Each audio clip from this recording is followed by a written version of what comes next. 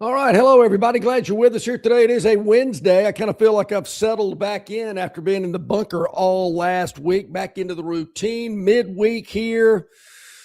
Tough one last night. We'll get into that a little later today. I feel like I pulled one out of a hat the night before, so I cannot be too upset about it.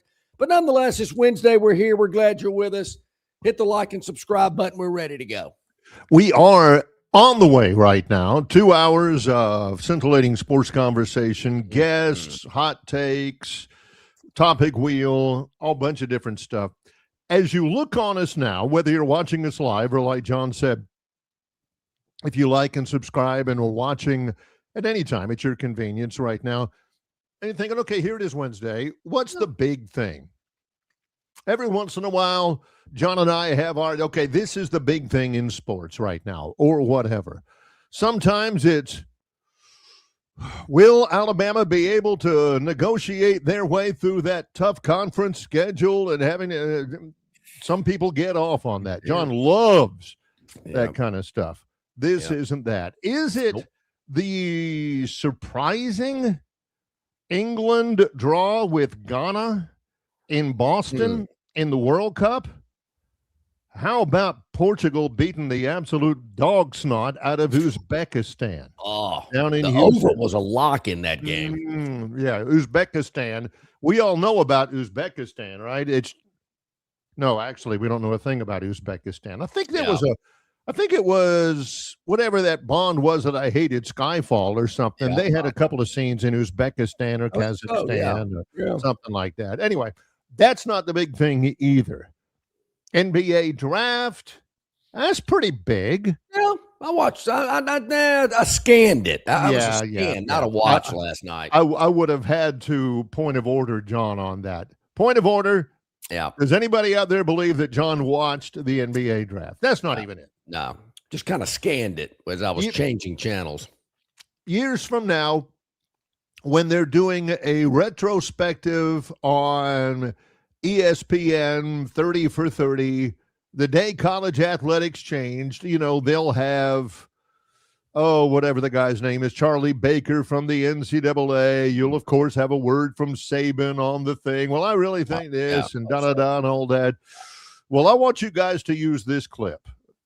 Longshore and McKnight, one of the most significant pieces of NCAA legislation ever, maybe the most significant, took place yesterday.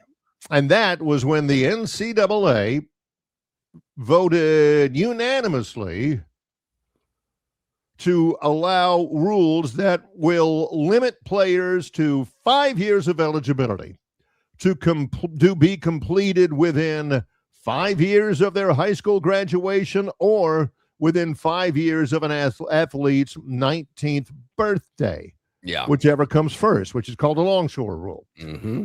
There would be limited exceptions, things like religious missions, maternity leave, military service. Dog ate my homework. Yeah. When you, let's say you're Joe, student athlete. Okay. And you're in high school and you just graduated yesterday.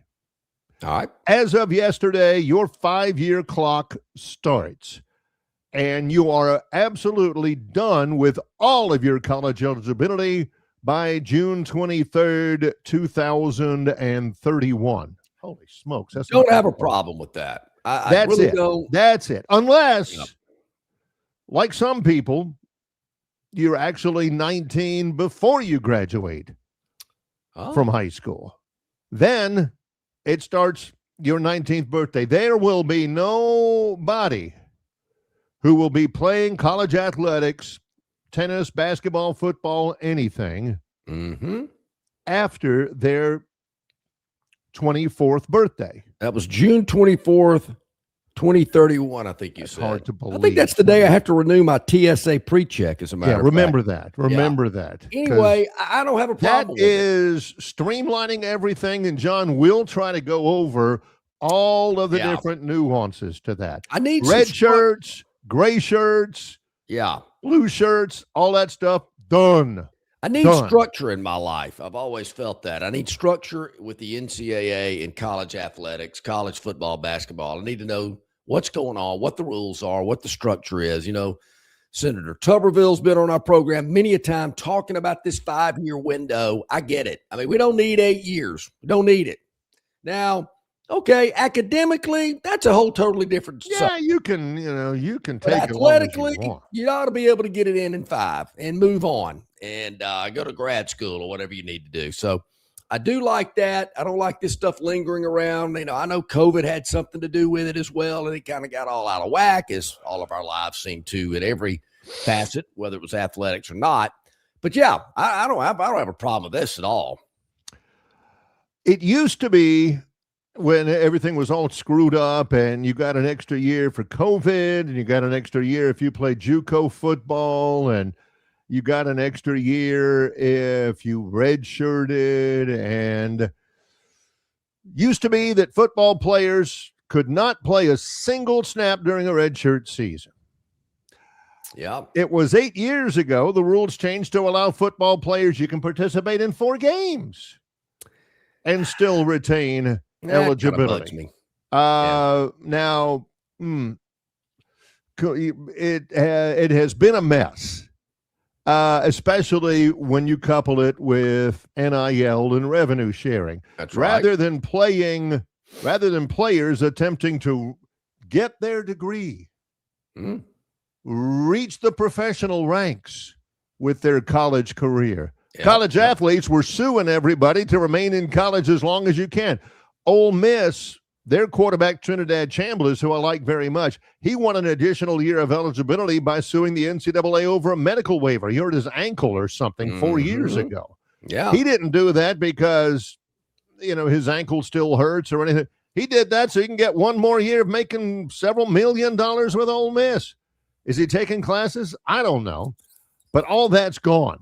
All that's gone, and it has far-reaching ramifications. Barry, I hope this is just the start of some other things to come to structure, or use that word again, college athletics, particularly college football, but it's basketball, it's other sports as well. But I know we're all focusing on football and how that's kind of gotten out of whack over the last couple of years. But I like where we're going. I like we're starting somewhere. I've preached for months, years. I'm tired of the talk. I'm ready for some action. Here's a little action. This is just the beginning. Hopefully we'll have more, and more of this type stuff will come through the pike. Barry, I was thinking what's going to be the big talk at SEC Media Days? We're about a month away, I guess, from heading to Tampa. And I'm thinking, is it going to be all this again? I know it's some of it's going to be a lot of this, because this has been the big topic, off the field issues, the future of college athletics, the future of college football.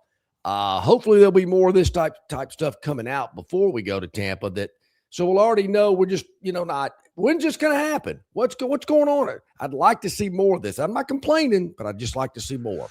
Well, as you might imagine, there have already been lawsuits filed. Oh, I bet there have been. LSU women's basketball student athlete Jada Williams, Maryland women's basketball student athlete Olucha Okananwa, former Michigan women's basketball student athlete Brooke Daniels have joined a athlete advocacy group that is trying to keep this from happening so they can play as long as they want to. Yeah. And Okananwa, she says it's almost insulting. Well, how about we just don't add to her? Obviously, her insult. In my opinion, Barry, the only reason they want to continue playing, you mentioned it just a moment ago, because of the financial ramifications that would be attached to it. Hey, I can hang around 2 more, 3 years, make some more money. Do people look at it? I think I want to keep going to that biology lab. Can I get about 2 or 3 more years of that? Nobody says that. Nobody goes, if I can hang around school, just love it. I just want to go to class, walk across the quad, go to Econ 402. Yeah, I'm all in. Nobody does that. So we all know the reason behind that. There wasn't any money attached. Now I'm out of here. You can forget it. Well, see, there's several ramifications that I see. One of them is that the transfer portal is going to get smaller. Yeah. If you've only got 5 years, can you and you're not making millions and millions, can you afford to put your name in the transfer portal and start all the way back at square one with another school, new coach, new offense, new whatever? I think the transfer, not a ton smaller, but it'll get smaller. Number two, if I was any good as a high school student athlete, I would be in great shape, because I am in terms of the school calendar, and you guys know what I'm talking about, I was a young senior. Oh. I turned 17. I was born on September 1st. We've already talked about that. Okay. I was born at or near the very first day of school. I turned 17 right before the school year started. So if I'm getting recruited, those guys are saying, well, this guy's clean and green. You know, he's not going to turn 19 for a couple of years. We can recruit him. If you were like some other people and you turn 19 your junior year of high school or college? High school. Yeah. If you turn 19 in your junior year of high school for whatever reason, they're going to look and say, man, that guy's clock has already started. If we recruit him, we ain't got 5 years for him to play for. Yeah. We've got 4 years for him to play for. Technically, Barry, it was my senior year that I turned 19 after New Year. So it was the second semester of my senior year in high school. Maybe that's one of the, if that rule would have been in place back then, I would have never had a chance. I would have had one anyway. Basically, you would have lost a half a year off of your clock, because whichever comes first, turning 19 or your high school graduation, coaches are going to look at that and say, oh, we got this kid, same skill set, same size, same experience, but he's got more time. 17 years old. This other guy, he just turned 19. We're only going to get him for 4.5 years. And you're going to see, I hope, a little bit more emphasis for the college recruiter on developing the high school talent. Well, that'd be nice, because you're not going to see, we'll let him go, and then we'll get a junior guy whose clock has already started. I think you're going to see student athletes be a little bit more, for lack of a better word, loyal to their original schools than they were in the past. Because I like that term. That would be nice. So you entered college at 17 years old. Ryan Williams did it, I think, if I remember the 175,000 references about that. I knew a girl from Jackson, Mississippi, my freshman year, back in the fall of '83. Smooth as a jar of Skippy. Who was 16. She turned 17 like a week after school started, but she enrolled her first day in school. She was 16 years old. I always thought that was amazing.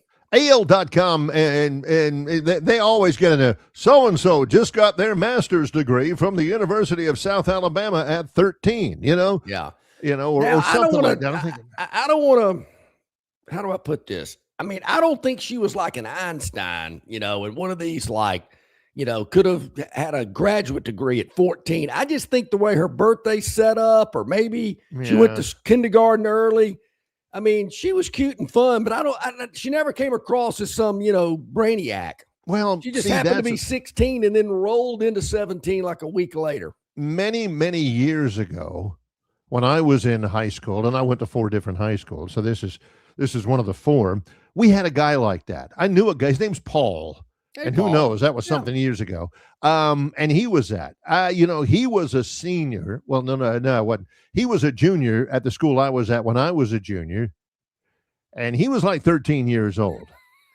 And he was, well, I'll go ahead and say it because it's he was weird. I mean, strange. He was the kind of guy that would be walking down the halls by himself. Oh, yeah. Talking to himself. Saying things I didn't understand. Turns out he was solving differential tangential equations in his head for fun. And so he graduated with me at 13. I was 17, and I was a decent student. Yeah. And he went, the kid academically was great. Emotionally and socially, he was like 7. Yeah. In no way was he ready for college. And you got to have some of that too, athletically. You got to look at that kid and say, man, that's right. All right. So we're going to go with it. It's the same problem you had before. Is this kid already physically at his mature peak and will never get any better physically?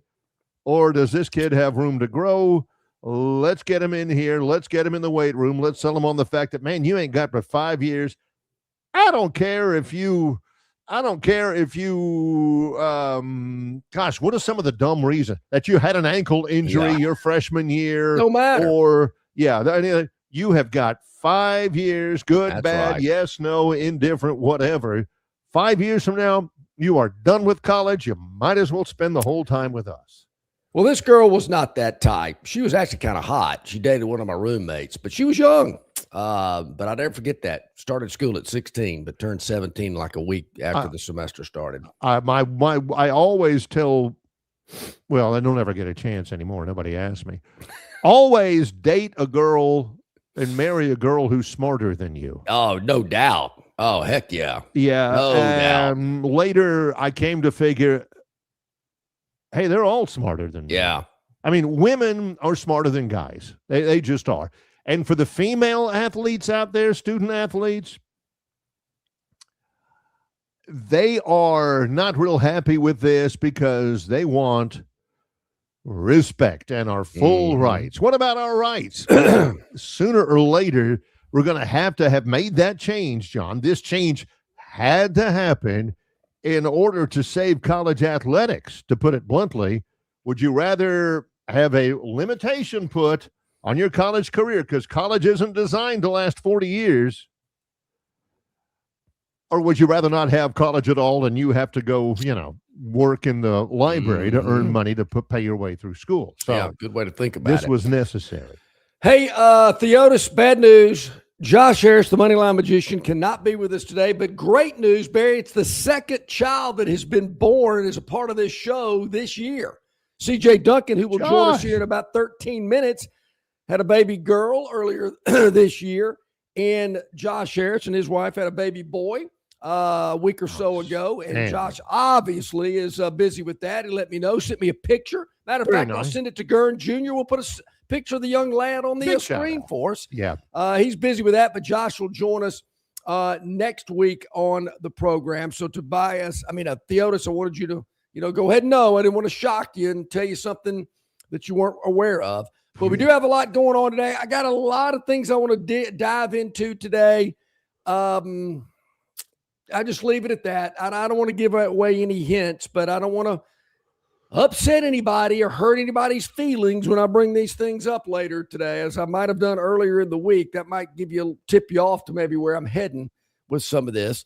But nonetheless, we have a lot going on. We're very excited about it. Want you to be a part of it. Our River Region Straw chat line is up and running. It's going at it right now. You can certainly comment. You can email longshoremcknight@gmail.com. We'd love to get those emails from you. Hit that like button. Hit that subscribe button. We really appreciate it. Check us out at Yellowhammer News and yellowhammernews.com. Their Yellowhammer News Facebook page, our Facebook page, YouTube, Facebook, X, Instagram, Spotify, iTunes. So many ways to consume our product, as they say. We're live from 7 to 9 every weekday morning, but you can watch and listen anytime you want. That's the beauty of this format. So let's get it going after this quick timeout. What do you say? We've got question of the day. Who's got a bigger contract? LeBaron Filan or Ryan Williams? We'll try to figure out those numbers coming up. It's and another an Auburn wide receiver no longer with the team. Ding ding ding whoop whoop whoop. The Auburn phone has been ringing. It's Longshore and McKnight in association with Yellowhammer News, presented by Bud Light.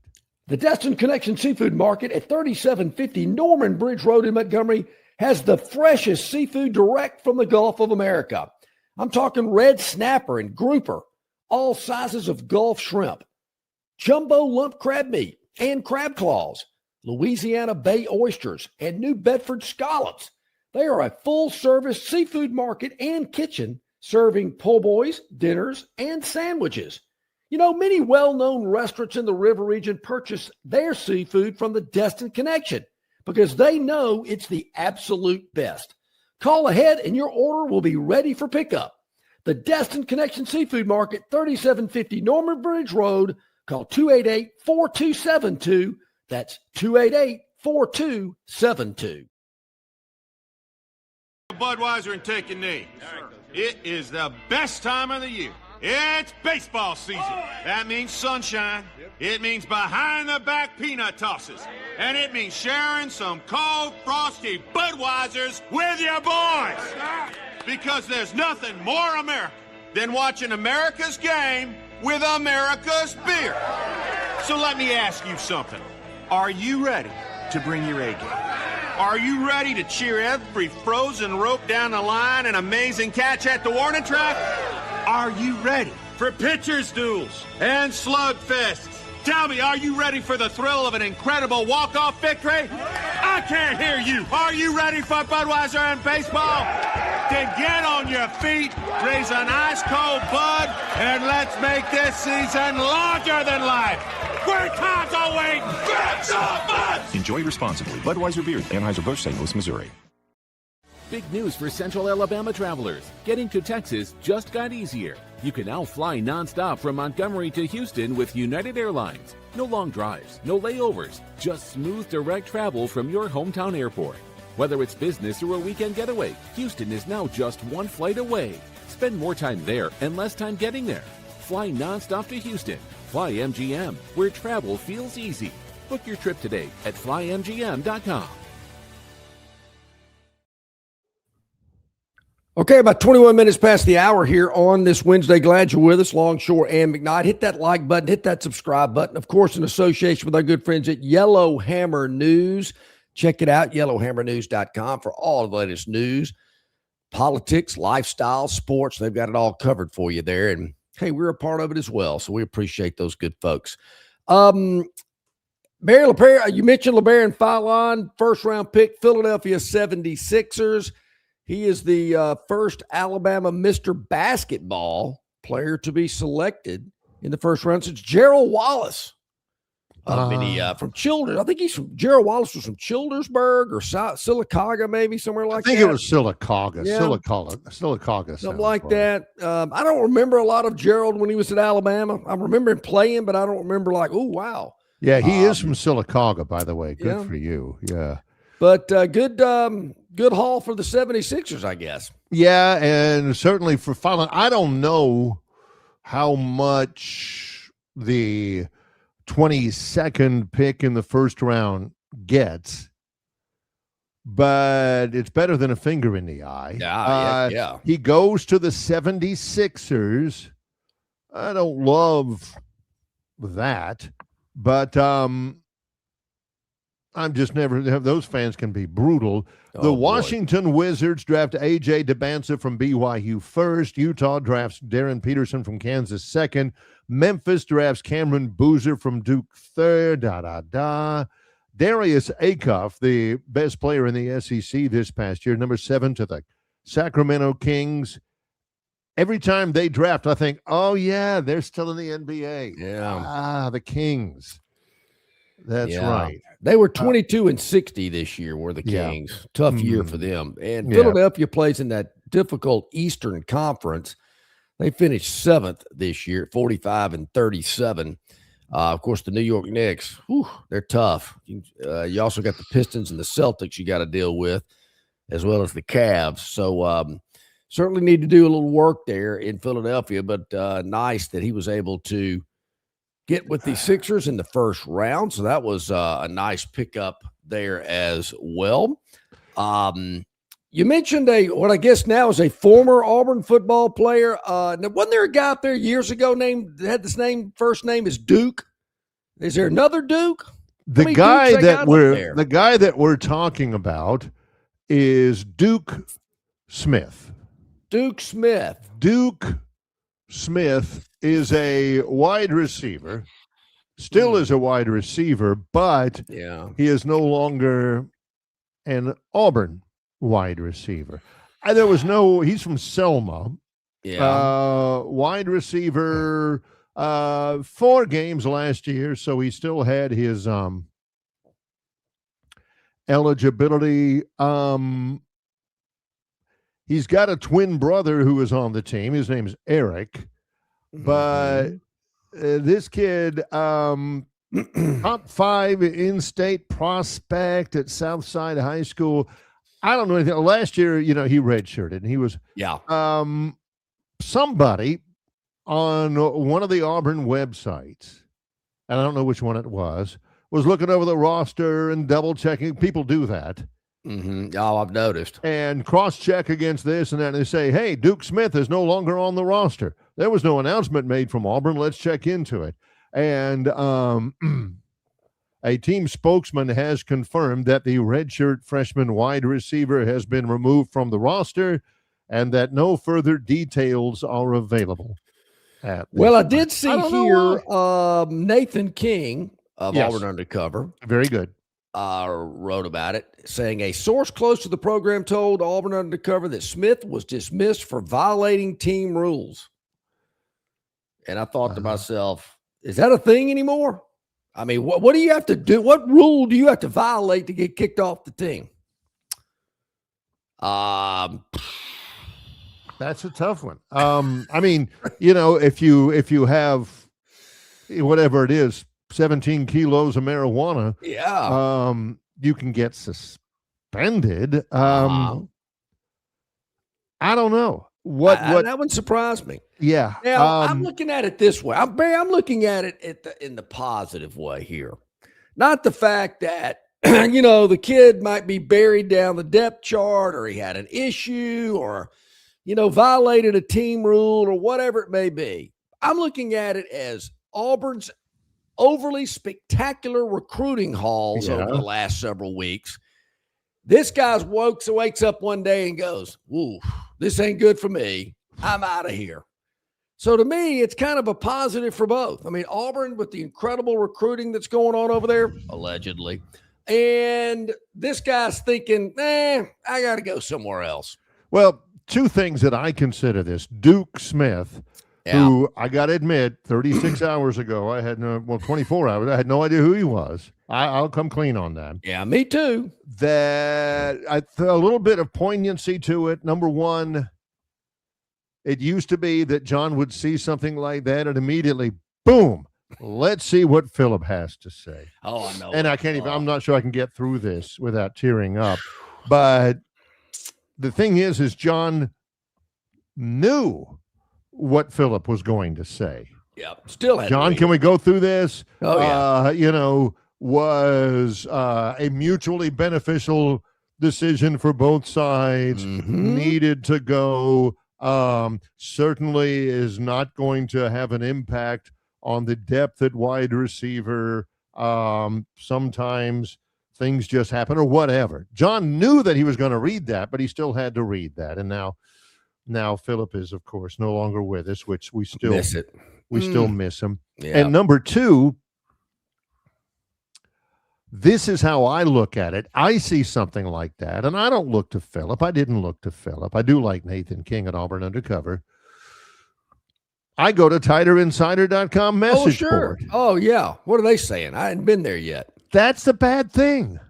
They're all talking about, man, that commissioner, that NBA commissioner looks like Voldemort, mixing a steak at him. He's the commissioner of the NBA. All right, Phylon, who's that girl that they're with him and all that kind of stuff. They're all focused on the NBA draft. I want to know what you guys think about Auburn losing Duke Smith. I'm sad to hear that. I don't know if they're slipping, because you're right. I mean, particularly here it is. The doldrums of summer. It's the crazy season. It's the talking season. This, to me, years ago, months ago, this would have been like steaks to a wolf. Oh, look at this. Let's get this going on TI message board. All receiver kicked off team for violating rules. And that would have lasted 3 days. Well, and I don't necessarily always look for them for truthful, factual information. What usually happens, and believe me, I have experience in reading it, is they'll have about 17 guys on a single thread, and they'll come up with the reasons possibly why Duke Smith was removed from the Auburn roster. Something to do with a moped. Somebody will say, did he throw a laptop out the window? Somebody else will say, well, it had to be bad if he got kicked off the Did he get Auburn shot by team. his old lady? Yeah, something about Crystal's parking lot or something. It used to be, it was the same oldies and goodies that you got from Phillip, but there's not even that on this. I know it. It's just, I'm just taking it just on faith that it's not that big of a deal.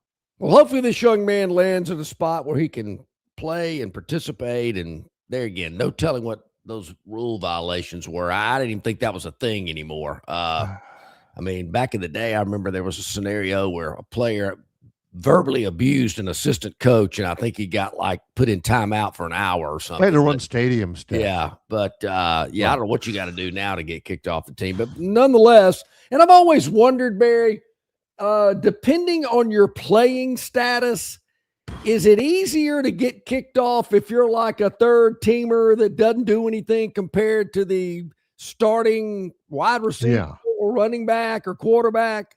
I mean, to me, it seems it's a lot harder to get kicked off the team in that position than it would be just some guy, warming up a jersey.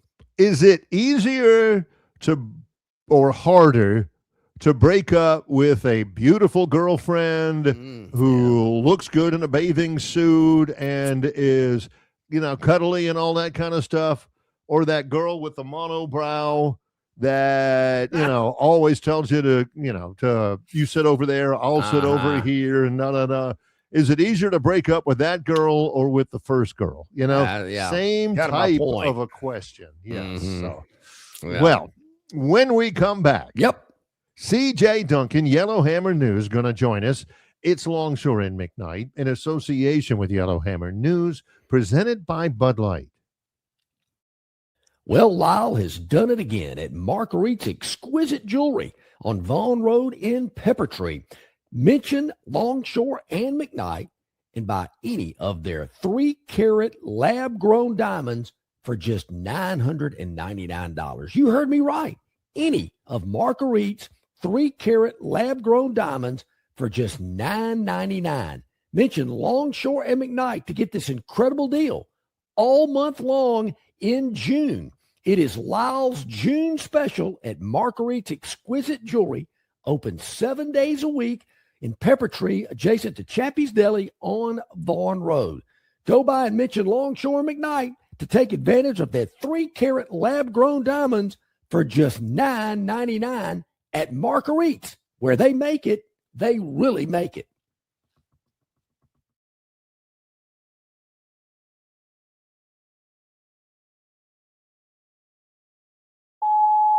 Hey, bro, weirdest thing is happening at the game. This guy sitting next to me says, "You're our good luck charm." Every time I crack a Bud Light, we score a touchdown. Now his entire family wants to buy me Bud Lights. I think I'm some kind of a football prophet. Talk soon. The team needs me. Anything for Bud Light, the official beer sponsor of the NFL. Stock up today. Enjoy responsibly. Copyright 2025 Anheuser-Busch Bud Light Beer, St. Louis, Missouri. This summer, Dixie Electric Plumbing and Air is on a Jurassic hunt for the oldest HVAC systems and water heaters in town. If your system is a fossil, now's your chance. Replace it between June 1st and July 31st, and you could win big. We're giving $2,500 back for the oldest HVAC systems and $1,000 back for the oldest water heater. Even if you don't win, you still score major savings on your new HVAC system, water heater, generator, and or garage door. Don't let your systems go extinct. Call Dixie, and it's All right, welcome back in, everybody. About 27 minutes to the top of the hour. We bring in our man, CJ Duncan, Yellowhammer News. Joins us each and every week. And CJ, I was just mentioning to Barry, one of our other guests who joins us regularly, Josh Harris. He and his wife just had a baby boy. So we're delivering a lot of babies on this program this year. How's your young one? The family's expanding. Now, the young one is doing really well. She's sleeping through the night, which is really all we could ask for right now. But she's doing great. She's happy and healthy. I got to ask you about this. I thought about this first whenever this news broke yesterday to get your thoughts. The NCAA has unanimously passed legislation that, I don't want to say limits athletes, student athletes, but grants student athletes 5 years, to play 4 seasons. And your clock starts either when you graduate from high school or when you turn 19. I mean, if you go on a Mormon mission or something like that, they'll stop it. Otherwise, there ain't nothing going to stop that clock once it starts. 5 years after you graduate high school, you are done playing college athletics. Your initial thoughts on that? And I think injury is also included in the rule as far as that doesn't change the 5-year number either. Correct. Which is you know what, I actually I have multiple feelings on it. From one angle, I'm thinking to myself, okay, how does this impact what's going on in the U.S. Senate right now with the Ted Cruz bill and all? Because I don't know if that's supposed to address that as well. I know there's an NIL portion of that bill, but from what I've read, I thought that there was also portal kind of legislation as well, or language in that bill as well. So why are they acting separate of the Congress right now? Is kind of weird to me, but I do think that, and we've talked about it for years probably now, guys, I think the portal's to me the biggest issue. And so them attacking that piece of where we are, the current environment in college sports, I think it's very important. I do agree. I tend to kind of chuckle when I see a 28-year-old tight end playing against an 18-year-old outside linebacker. I mean, what are we doing here? It's time to go get a job. And so I do think it's the right thing to do. It will make guys more intentional about exactly what they're doing and where they're at and where they choose to go, and choose it for the right reasons, because they know they're probably stuck there for a little while. It also makes it more contingent upon coaches recruiting these student athletes, I would imagine. Now, you're checking everybody's birthday. Oh man, this guy turns 19 in October of his senior year in high school. We better get this kid that, is not losing those 9 months of eligibility, stuff like that. Yeah, you know what? And there's, depending on the state, in Alabama, I know when I was coming through, it may be the same way. You had to be 18 when the season started. If you weren't, you could turn 19 during the season, but if you weren't 18 when that particular season started, you couldn't play. But I know in the state of Florida, I mean, you can go through a full calendar year as a 19-year-old and still play high school sports. I think Calvin Ridley was like 20 when he hit campus. Wow. At Alabama. His senior year, he was 19 the whole year. CJ, before we had you on, we were talking about violation of team rules. To me, it's different than it was maybe when I was growing up in the 80s, maybe when you were playing collegiately as well. Do you sense that maybe the violation of team rules is a little lax compared to your days playing? Yeah, you know what? I think it's one of those things where you kind of have to be inside the program to really know. When I was playing, there could be a violation of team rules, and honestly, it doesn't take much to break a team rule, especially depending on your head coach and how strict he was.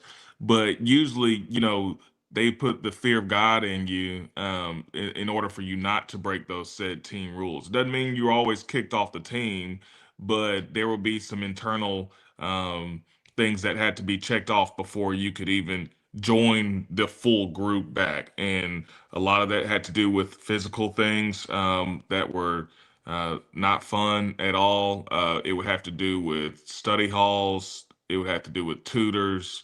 There would be a lot of things that would, and if we catch you in these certain places, that's kind of the final,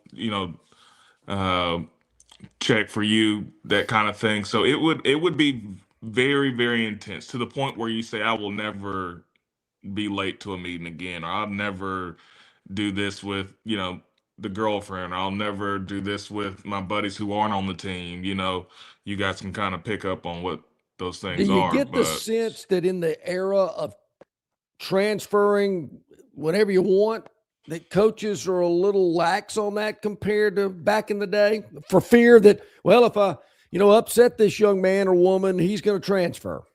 Yeah, I think that's very fair. I think it's hard to even coach them tough, and sometimes it takes that. Sometimes, you go out to practice and it's not you just woke up on the wrong side of the bed, and you need that coach that's willing to kind of push you and maximize your potential. But I think even coaching has gotten harder. That's why you're starting to see guys move on to the next level, whether that's NFL or NBA. But yes, discipline, I'm sure, is a really, really big issue.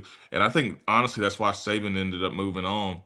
He was a disciplinary kind of guy. He loved his kids, loved on them very hard, but they were so great, and they got all those great players to stay in the program for so long because he could point to examples where he said, "Hey, listen, I put him on the bench. You can go to the bench too," kind of thing.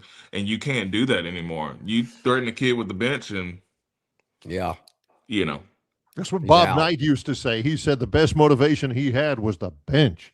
Oh, absolutely. That, to me, especially if you're a good player, the most embarrassing thing ever is to see the starting lineup go out there and you're not out there, but yet your family and stuff is into like where is he at? Oh man, that'll kill you right there. So Well, it's like, one more Alabama reference here about this. I remember when Saban was there, and he would have all of these guys come in, everybody from Ernie Johnson Jr. to Kobe Bryant and all that, to come in and talk to his team.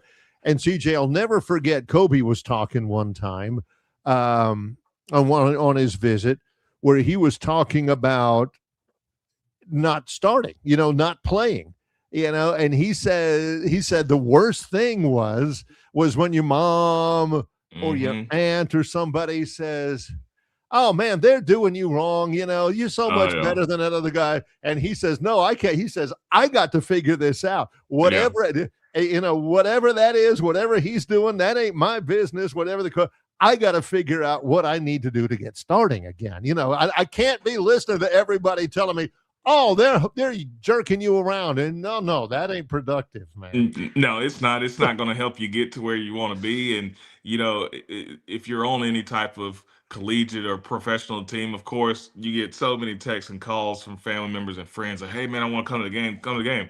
I'm telling you, if you're not starting that week, you may ignore a couple of those texts. You know what I mean? You're just like, "Man, let me get my stuff together. Then you come to the game." So even my freshman year, it wasn't as embarrassing. Our whole class was redshirted, so it was that was fine. But I knew going into my sophomore year, I was like, I better be starting, man, because if not, there's a lot of people that are in the queue who I pushed, kind of pushed back last year as a red shirt that are ready to come to Nashville and have a good time. So This serious question, and it is personal, so forgive me if it's too. Was there ever a time whenever you were at Vanderbilt where you thought, "Man, I'm close. I'm this close to getting out of here. It's not working out. I'm homesick." Was there ever that time where you kind of had that sort of a self-reckoning, CJ? yeah, you know what? Probably twice. My first summer up there, of course, I called back home and I was like, man, I don't know if this is for me.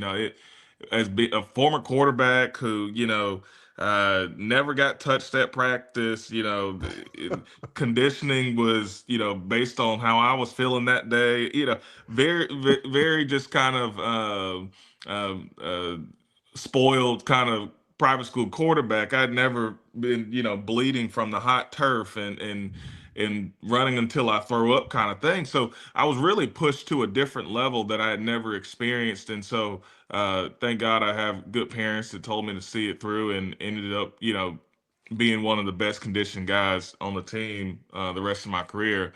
And then I guess after I tore my Achilles, I guess my junior year, came back, had a decent season, didn't have a great one.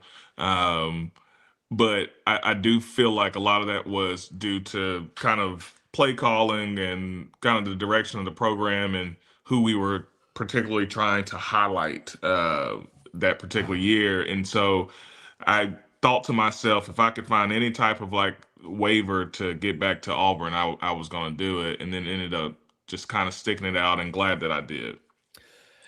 CJ, you bring up an interesting point that I've thought about a lot, particularly with highly rated high school athletes, these 5 stars that get all the highlights. How difficult is it for them to go from that high school? You mentioned it, private school quarterback, barely got touched, knew what was going to be going on. Then that you get thrust into a college program and you're going, whoa, there are a lot of other guys up here just as good, maybe even better than I am. That wasn't the case when I was in high school. My question, I guess, the adjustment of a high school player that's a big-time star integrating into a college program where he's just another one of the guys. That to me has got to be difficult for kids that have been kind of, I don't know, maybe shown a little favoritism in their junior high and high school careers. Yeah, no, that's to me, that's the biggest transition. High school to college is incredible. And especially if, and I will say this, in today's world, I think the high school kids have a little bit more of an advantage. These coaches now are starting to give the players kind of their workout regimen now, their conditioning and also their lifting regiments, and saying, hey, start off here just to help you kind of ease your way into the college system. But you know what? Either way, even if you do have that, you're not fully prepared. I tried my best to get my brother prepared, and I think he did a really good job of kind of coming in, and he, wasn't the best guy, but also wasn't lagging in the back like a freshman would either. But you're never really prepared, and I think it's more mentally and emotionally than anything. It's like realizing that you're not the big man on campus anymore. You went to the bottom of the barrel. Now it's time to climb your way back up. And if you're not mentally prepared for that, you kind of fight against it instead of embracing it and understanding that, hey, I can make the most of a situation. Let me figure out right now. Let me just figure out what I can be helpful at, what I can be really good at, even if it's super niche. Let's figure out what I can be really good at, where I can be really consistent at, and then once I get my real opportunity, I just take off. But a lot of guys don't have that mindset going into it. We talked about this earlier in the week. Of course, I spent just about a week in Omaha, Nebraska a couple of weeks ago with Troy baseball at the College World Series, and it was incredible. Troy was kind of a Cinderella story, but a really good team. Turns out Oklahoma, which was tied for 11th in the regular season in the SEC with Vanderbilt, they just barely got into the tournament, and then they went crazy. They blow through the tournament, beating everybody, and they win the College World Series as the team that went 14-16 during the regular year in the SEC. If we go to, say, a 24-team college football playoff, that's going to happen, is it not? That type of a scenario where somebody at 4-5 in the league or 5-4 gets in and then all of a sudden starts playing better football, right? I don't know about football. I mean, I can understand basketball and baseball, but man, football, I think at the end of the day, you got to have the Jimmies and the Joes, man. If you, if you're 4-5, you're probably 4-5 for a reason. Your interior line is probably not very great, and your quarterback's probably struggling a little bit, lack of a run game, probably got an explosive receiver that can make some plays here and there. But man, in a playoff-like environment, man, you got to have some dudes. I mean, even Miami getting as far as they did, if you watch Miami during the year, it's like, it looks like the TV's on fast forward the way their defense runs around. Like they can make a special run if Carson Beck just doesn't turn the ball over. They look like that the whole year. In Indiana, they had shown signs the year before, and they really corrected that interior line and got some special guys in the receiving core to play well. They end up having a corner that I think went second or third round this year, so they end up having some Jimmies and Joes. But man, if you don't have that in football, I mean, you just get pushed around, I agree with you. I think we talked about this yesterday, and I can certainly see it in baseball and basketball and some other sports, but I'm with you, CJ. To me, football's going to be a little harder for a team that gets in as the 16th seed to win it all. Not to say it can't happen, but to me, the road's a little more difficult because, as you said, if you don't have the Jimmies and the Joes, you're not going to be playing for that championship. No, that'd be very hard. And, I think you'll get situations like Ole Miss and Miami guys, teams that are probably like middle upper of their league, or, guys we didn't expect preseason kind of, you'll get those guys. But the reason you'll get those guys, if you take a step back and take the emblem off their helmet and look at the roster, you're like, well, I mean, it makes sense why they're here. I mean, they've got dudes on this team, and they've got a special quarterback, or they've got a special defensive end who who changes the entire game, whatever it may be. And then you add Keywan Lacey to Chambliss. I mean, Keywan Lacey is going to be a first-round draft pick. Like, we can't – Ole Miss is Ole Miss, but he's a first-round draft pick. There's a reason why they were successful. So, yeah, it almost sounds like, you can't have just one super player from Blinn Jr. Well, you can't just have one guy on the team that everybody gives all the credit to. Sounds like you got to have a championship team, John, is made up of many different components. Well, in that instance that you just highlighted, 180,000 went a long way, but they had a lot of upperclassmen on that team. I'll never forget Kirk Herbstreit in the summer didn't say one thing about number 2, Cam Newton. He talked about how old this Auburn team was. We were talking about Auburn, weren't we, Barry? Is that what you insinuated? Well, that would be a good example. That would be a good example if you want to follow. A lot of senior leadership on that Auburn team. They had Nick Fairley, who was also a dynamic defensive tackle, ended up being a first rounder, and Michael Dyer was the best running back, I guess, in that class coming in. So they had some decent players. Brady, was there any rumors what those 2 guys got paid? As long as you're breathing, there was rumors. Yeah. We always have a little fun with that, CJ. Yeah, absolutely. My buddies back home, they do too. They still have a few words about Mr. Newton. So I don't know if you ever heard me say this, but I mention it from time to time. When I make it to the pearly gates and they're checking off the list to see if they're going to let me in, I'm going to say, hey, listen, I got a couple of things I need to know before we get going here. Can I take a look at that list first of all? Can I look at what's that? Man, what is that? What is that? A binder? Is that a loose? What have you got? I want to know about the Kennedy assassination. I want to know if the moon landing was real, and I'm going to say, what really happened with that Cam Newton deal? Come on, I want to know the story. Don't get suckered into it. You know what? I think that's going to be the only time you figure that out is when you're at the pearly gates. I think a lot of folks are planning on taking that one to the grave. So always good stuff. CJ Duncan, Yellowhammer News. Appreciate you. Thanks for being with us. Always a pleasure. See you guys next week. All right, buddy. Great stuff as always. CJ Duncan, Yellowhammer News, joining us here today. Really appreciate that on our City of Montgomery guest hotline. Good stuff from CJ. He's a Montgomery native. And I really appreciate that. Good conversation as always. Man, I mean, I could see that. I mean, this guy, Barry, CJ was a stud in high school, multi-sport star. Yeah. He mentioned it, I barely got hit in practice. Boom. Head to the SEC. Well, wait a minute. This ever went on when I was growing up. I got to do up downs in the heat.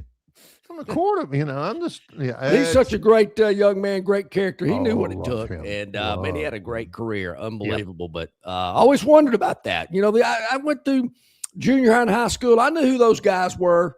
They might stroll out to practice a little late. Maybe, coach can't go today. I'm a little bummed out. But he was starting on Friday night.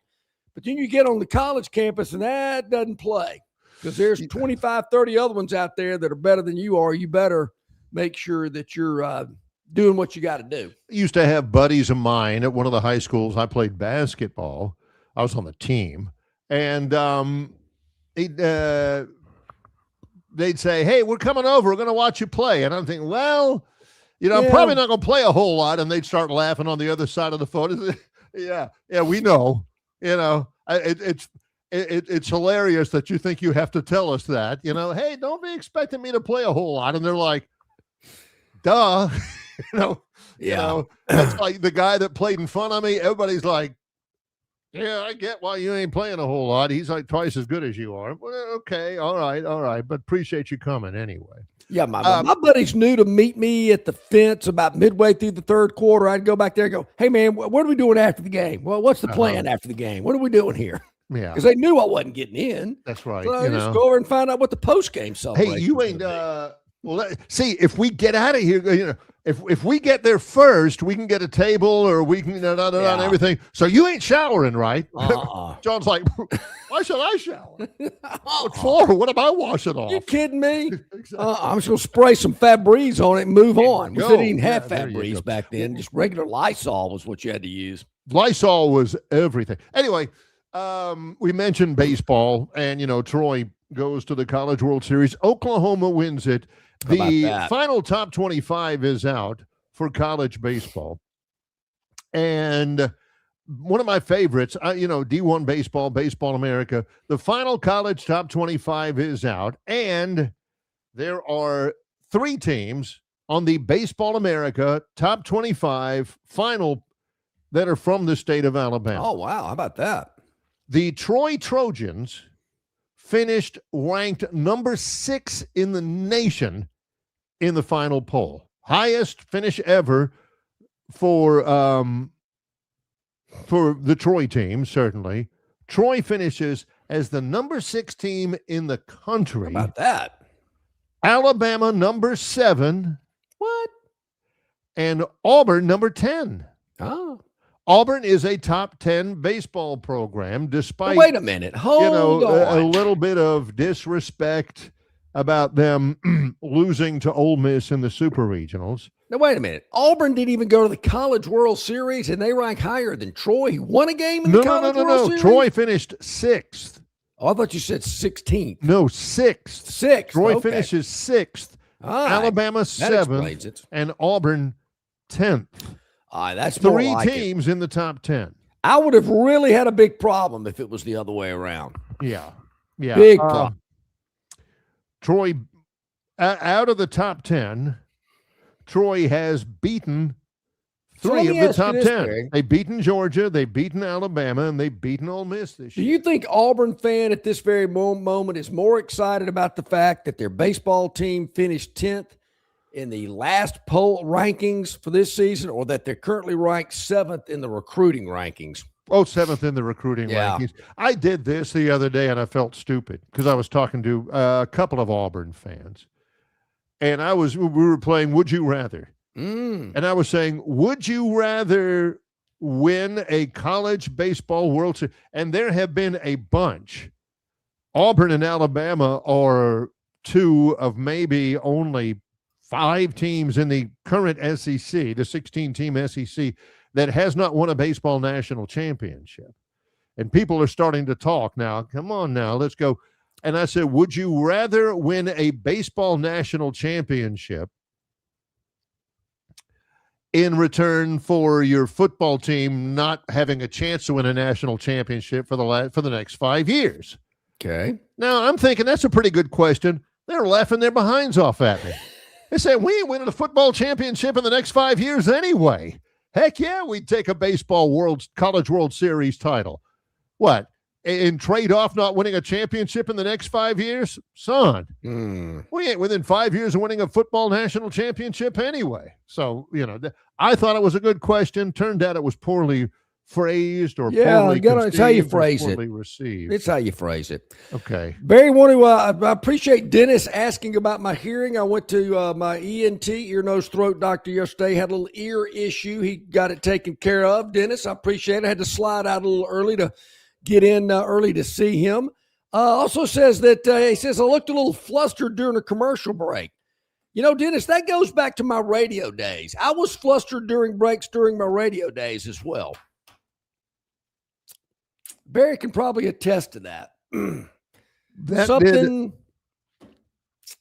might not have gone my way or wasn't doing like I thought it should do. And, all right. Yeah. That's a good way to a good avenue to close out our first live hour. Dennis also says to our buddy John Dent, hey, Dent, and also to single women out there that comments during Longshore and McKnight. Yeah. Hey, we've been neglecting our duty, John. We have been. Dennis has put upon us the request to kind of let the word be out. Dennis is single, got a full-time job, got a car, super courteous. He treats women like queens, Yes, he very does. courteous. He's one of those hold the door, kind of pull your chair out for you kind of guys. And he has, as of yet, been unclaimed, and he wanted us to know, and we haven't done it in a while. We've been busy. That Dennis is on the market, ladies. Yes. And if you want to get in touch with him, two things. Number one, you chat him, or number two, just email longshoreandmcknight@gmail.com, and we'll pass the word along. Barry, I don't know. I can't remember the 5-point criteria that Dennis laid out for the type of woman that he's looking for. I know something about got to like wrestling. Yes. Got to be Christian woman. Be Christian. Likes the Huddle House. Yeah. She's got to be well endowed. No, that wasn't it. Sorry. No, that was somebody else. Never mind. But those are all very sensible, very doable qualifications. And Dennis, if you could help us out on that, because I do need to have that criteria there again. I know it was you got to like wrestling. Yeah. Christian, likes the Huddle House. Well, now he follows up and says, "Any women in the Troy area?" Dennis, gosh, I am. I tell you what, I'll think on that. Yeah. And that's a smaller pool to draw from, Dennis. It is. My suggestion, Dennis, and I don't know about the pool in the Montgomery either, but you might need to maybe go to Birmingham, Atlanta, Nashville, some of those areas. Here we go. Go to church, football, watch wrestling, 25 to 57 years old, white, Hispanic, or Asian. Yeah. Look at that. All right. Yeah, I can't get it to stick up on the screen. Go to church. Likes football. You have to like football. Sure. You got to watch wrestling. 25 to 57. That is a 32-year range. Yeah, that's a pretty good demographic there, Dennis. Yeah, white, Hispanic, or Asian women. Okay, so we've done our duty. We cannot recommend Dennis highly enough as relationship. And the Huddle House isn't the only place he's going to take you. That might be one of those, hey. Yeah. The morning after kind of place for breakfast, if you catch my drift, Dennis. Yeah. I'll put my mind on it. Dennis says, please do, Barry. I will. So there we go. Lots more still to get to. We are late for a break. Let's do it. I saw that from Dennis and I thought, we haven't done that in a while. Barry, when you're the only Lifetime Achievement Award winner, you can kind of run over the top of the hour when you're discussing Dennis, because the guy has a lot of panache, cachet. Yeah, could not recommend him more highly. Let's take a break. When we come back, good question. When we come back, lots more conversation. Again, Theodis, no Josh Harris today. Not today. He's a new father. Changing diapers. Yes, it's Longshore and McKnight in association with Yellowhammer News, presented by Bud Light. Known by avid golfers as one of the most beautiful and challenging stops on the Robert Trent Jones Golf Trail, Cambrian Ridge in Greenville lies just 40 miles from Montgomery. It is well worth the ride for any golfer looking for 27 holes of jaw-dropping golf. The greens have been redesigned to accommodate the higher green speeds associated with their installation of the latest generation of ultra-dwarf Bermuda grass. Cambrian Ridge offers a fully stocked pro shop with all the latest equipment and apparel. Great food and beverages in the clubhouse can be enjoyed both before and after your round. Get your group together and hit the trail. Go to rtjgolf.com/Cambrian Ridge for tee times and more information. Phoenix Physical Therapy is ready to help patients recover, recharge, and rise. They develop a customized therapy plan for each patient to get them back to enjoying their favorite activities. Their experienced team is committed to providing exceptional care in a professional environment. Whether you're looking to prevent or treat an injury, recover from a recent illness, or recuperate from surgery, Schedule an appointment with one of their clinics and take advantage of physical therapy, athletic training, workers' comp, and employer solution services. Get back in the game, get back to work, and get back to life with Phoenix Physical Therapy. To find a location near you and to schedule an appointment, go to phoenixphysicaltherapy.com. That's phoenixphysicaltherapy.com. Drive away in a Toyota Crown Platinum or win your share of $25,000 in free play during Victoryland Casino's Crown and $25K free play giveaway.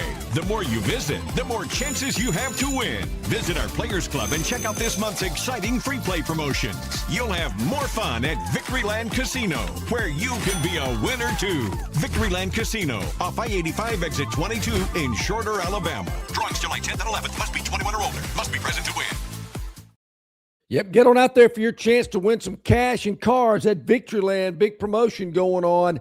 Take advantage of that, where you can be a winner too. All right, hour number 2 is underway, and Flavor of Dennis. Can VH1 rekindle the Flavor of Love show and make it the Flavor of Dennis? I like that. Tobias with that. It's a good suggestion, Tobias. I like that. That is good. But Dennis says, but I don't get asked to co-host when John is gone. Where's the gravy on the biscuit, Dennis? Wow. It's a different set of circumstances than back in the radio days. Barry, I saw this yesterday, and it kind of goes into a couple of things I wanted to touch on today. But it is a different sport. And you've heard me talk about big boy conference. Go ahead and do your own thing. You don't need all these other people. That type of conversation. We've had it many, many times as we've been broadcasting. I've heard the word leeches before, but another longshoreism is the word hangers on. Hangers on. Yeah. This caught my attention. PGA Tour will go to 2-tiered championship system beginning in 2028. So, okay, what's this all about? It was announced yesterday, and I'll try not to use my hoity-toity voice as I kind of explain this a little bit. Well, but it kind of goes something like this. Beginning in 2028, the leading 120 players will compete in what will be known as a championship series, which will result in larger purses. The remainder of the field will be relegated. You're doing it. Oh, sorry. The remainder of the field will be relegated to a challenger series with smaller purses, and will spend the year competing to get into the elite circuit. As I read that paragraph, I went, that sounds a lot like an idea I posed many, many years ago about a big boy league in college athletics and let everybody else fight and scrap for themselves. Now the PGA's tour do it. I would have never thought the PGA Tour was going to do it before college football adapted that type of format. Good for you, PGA. And let's get to it for college football. To me, the interesting aspect of that is what John said. The championship flight or whatever will result in larger purses. Yeah. Why do you think, A, it will result in larger purses? And why do you think, B, they're doing this anyway? Because the TV networks are saying, look, Gary Woodland is killing us dead. Can you stop with Woo Sik Kim? Or whatever the guy's name is. Min Woo Lee, come on. We're sitting here. All the golf fans are sitting at home. They got their bucket hats on that say 1997 Masters, and they're watching it with their golf glove on, and like, oh boy, here we go. Look, honey, here's Scotty's on. Yeah. And all of a sudden, boom, there's a picture of D-flight guy out there, and you're thinking, yeah, come on. Where's this guy from? What is that flag, honey? Norway? What am I? Can you stop it with him and get us back to Scotty and get us back to Rory and all of that? And That's why they're doing it, right? Am I no doubt. No doubt about it. People and that's want why people want to see the stars, just like they want to see the big programs in college athletics, whether it's football and it's Texas, Alabama, Ohio State, Notre Dame, Southern Cal, or in basketball, Duke, Kansas, North Carolina, whomever. That's what they want to see. I just got to give these PGA guys credit for using terms like the remainder of the field will be relegated. Ouch, man. But smaller purses.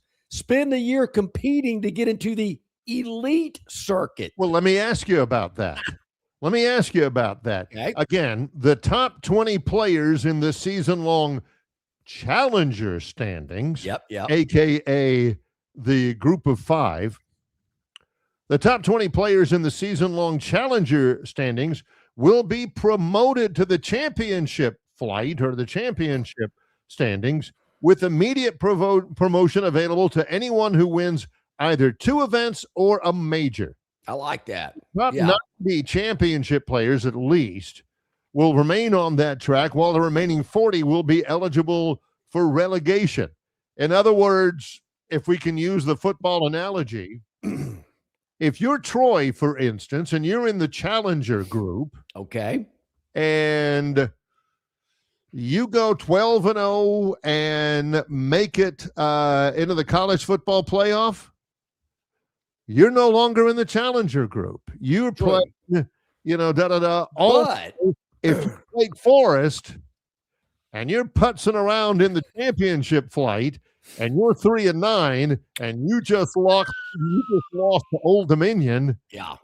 Hello, Demon Deacon fans. You're going to buy season tickets to go watch Austin P, Christian, and Florida International. Now, I do think, Barry, there also needs to be like a window, 2 years, 3 years, 5 years, whatever it may be, similar to, if you win the U.S. Open, you get a 5-year exemption at the Masters, something like that. Just because you get in doesn't mean you stay in. Now, there might be a handful of programs that do, just because of a little favoritism or wiggling around or TV execs going, I don't care. I know they're not any good, but the ratings are through the roof. I've heard people say that before about Notre Dame. They're not any good. Doesn't matter. I've said that before.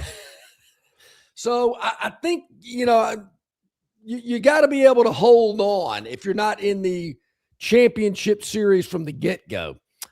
Here's another term that I thought was good. And I think this is a good idea as well. But I love how they phrase this. They don't hold anything back. The Tour Championship will be held at different prestigious courses. That means no goat tracks. Not to say East Lake is a goat track. I've actually played East Lake a couple of times. It's a very challenging, beautiful golf course. But I've said for years, they need to move this thing around. It's been there since 2004. Let's get this thing in other parts. Expose your product to different parts of the country. Where have you heard that before in college football?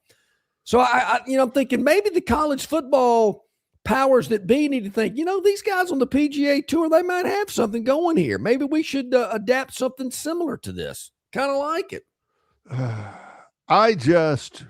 But their terminology kills me. Prestigious courses. Yeah. Relegated to a subdivision. But they have a press conference to announce it, and somebody very rightly will ask, you in the back. How do you define a prestigious course? Oh, we call Longshore. Yeah, I'll tell you exactly where they are.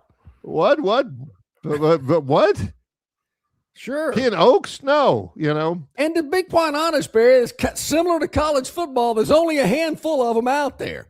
I know there's a lot of wannabes that get some flashy golf architect over there and build them a course and go, okay, come bring the U.S. Open here. Doesn't work that way. They don't want the Texas Tech of golf courses. They want the old, established, tradition-rich courses. The ones you see the U.S. Open played on in that rotation. They're not going and playing at Running Rabbit Golf Club in the middle of, thought it was Dancing Rabbit. whatever. Yeah. They ain't doing that. And the thing I like about it is the phraseology. I always like to turn a good phrase. They're not saying, because those guys suck and nobody wants to watch them. But that's what they're thinking. Exactly what they're saying. Yeah, they're saying, our television partners tell us more Scotty. Yep. More Tommy Fleetwood. People Love like that guy. watching him. More Cameron Young. More Keegan Bradley. Give me a little Dustin Johnson. Patrick Cantlay.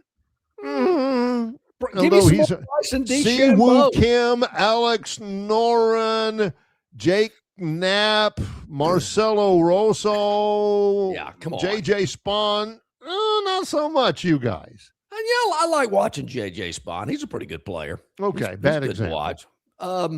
But yeah, I saw that and I went, whoa, I kind of like the looks of this. This is pretty good. And John got a legal pad, put a line in the middle of it. PGA Tour's doing this. How can I equate it to college football on this line? Exactly. Oh, prestigious courses? Yeah. Big time stadiums, big time. Love it. Yeah. Absolutely love it. All right, the next thing that caught my goat, is it caught your goat or got my goat? Caught your eye, got Caught your my goat. Yeah. It's and there not again, like I don't want to jump on Alabama athletics. I know I kind of, got to get some people didn't like what I had to say about my prediction of 8-4 this coming up football season. But I thought I thought I laid out a pretty good case for why I think they're going to go. Several key factors: scheduling, history, alpha dogs. I'm pretty confident in my in my argument about 8-4. But I also saw, Barry, where before the College World Series, hey, Alabama played football, was in the college football playoff. Basketball made the Sweet 16. Baseball team made the College World Series. Man, that's great. That is awesome. Got outscored 23-2, but they made it. They made it. They did. It was awesome. And, the SEC has done well athletically all around. But I saw this. I didn't realize this. And the SEC has done really well when it comes to winning national championships. There are a lot of sports out there people might not be overly familiar with. But the SEC won national championships in volleyball, Texas A&M, men's swimming, Texas, women's indoor track and field, Georgia, men's indoor track and field, Arkansas. Arkansas is always up there.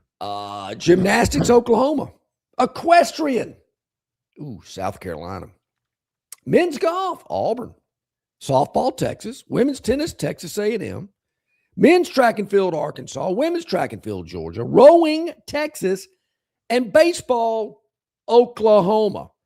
Now, that is about 8, 9, 10, 11, 12, 13 sports where the SEC won a national championship. 13. There's one school in that list that I did not mention. And I know what you're saying. Well, they went to the college football playoff semifinal. Was it a semifinal or quarterfinal game? Went to the Sweet 16 in basketball. Right. I think their women's team might even been to the tournament now that I think about it. They did go to the tournament, yes. College World Series, and that's all fine and dandy. Whoopee, yay. And I know, hey, quite an accomplishment. Schools would die for that. There's not one national championship with Alabama's name listed on it of all those 13 titles. And I know what you're thinking. I mean, what a party pooper. I mean, just hike your leg up and pee on the fire hydrant. Why don't you? It's all about results. It's what happens at the end of the year and all this touchy-feely. We did this, we did that, we did this, we did that. I don't care. So what? Where are the trophies? The word spoiled comes to mind. As a matter of fact, came to mind several times. It's been a colossal waste of time. There are no national championships. What are we doing? I know that's what you aspire to. Barry, I'm looking at Texas A&M, Texas, Oklahoma, and South Georgia. Carolina. With multiple national titles. Multiple. One team, they're in the same boat as Mississippi State. No. Why is it? Because I've been seeing on Twitter here and there's people who I don't know, so I don't like to cite them as sources, that say Alabama is broke. Yeah, Not broke like ain't got no money, but broke like when you look at the Georgias and Texases and Texas A&Ms, I would venture to say that their athletic budget and their NIL budget is significantly larger than Alabama's is. Certainly larger than Auburn's is. That plays something into it. I think there's a difference. I mean, I don't think the athletic department is broke. I mean, the athletic department is reeled in a lot of money, particularly when Nick Saban was there. Made the playoff, made postseason. In terms of that revenue, I think they're in really good shape. But I'm with you. When it comes to NIL, and I saw there again, how do these people know this? How do you know exactly how much every program has in terms of NIL? I think there's a lot of guessing, a lot of, I think I'm in the ballpark here, but I saw some lists where like Alabama was 8th in the nation. I don't know where they came up with that information. I don't know what accounting firm provided that form and made sure the numbers were absolutely correct. But I've seen charts that indicate that. I don't know if it's true or not, but I've seen it. But I do think, Barry, it is harder for a school like Alabama to continually go back to their fan base, alumni, graduates, whoever you want to call it, whoever they all consist of, and say, hey, man, we need some more money. Again? We need you to help us with NIL. You can only go to that well so often. And I don't think that's the problem there per se with Alabama's recruiting class currently. I know people are freaking out. Why is it 67? The class is going to be small. We've known that for a long time. I mean, they got several 5-stars already on this list. They don't have enough of them. But I do think that's going to be the issue. And I think you're going to see it with a lot of schools out there. Maybe Texas schools and their alums got more money than they got since, and they can spend it till the cows come home. But I don't think that's going to happen in places like Tuscaloosa and Auburn and Oxford and Fayetteville and Baton Rouge and Knoxville forever. I can hear what people are saying right now. Well, John, Texas hadn't won a national championship. Well, they're about to. I'm confident in that. Stay with us. More to come in a moment. It's Longshore and McKnight in association with Yellowhammer News, presented by Bud Light. All guests of Longshore McKnight appear on the City of Montgomery guest hotline.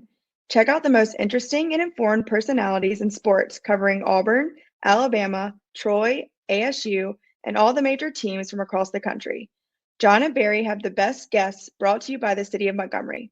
To find out everything you need to know that is going on in the capital city, check out montgomeryal.gov. That's montgomeryal.gov, the capital of dreams. Hey, where's the beer guy?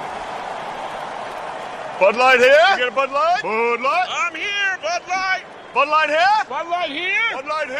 Bud Light where? Bud Light here? Oh, Bud Light there. I missed that because of you. You did not miss that play because of me. Don't you stop talking this way? Yeah. It's actually kind of fun. Hey, I got your Bud Light. Oh, nice. Never mind. Anything for the clean, crisp taste of Bud Light. What I miss? I have no idea. Prattville Carpet is the most trusted name in flooring in the River region. Ray Bowles and his staff have an extensive line of Mohawk stain-resistant carpeting in all the latest styles and colors. Prattville Carpet also has hardwood, vinyl, and ceramic tile for all of your flooring needs. Professionally installed at the absolute lowest prices. Take advantage of cash and carry vinyl plank at just $239 a foot. Call them today to set up your free measurement for your home, office, lake house, hunting camp, or wherever you need flooring. 285-8117. That's 285-8117, or drop by 2201 Cobbs Ford Road in Prattville for Prattville Carpet.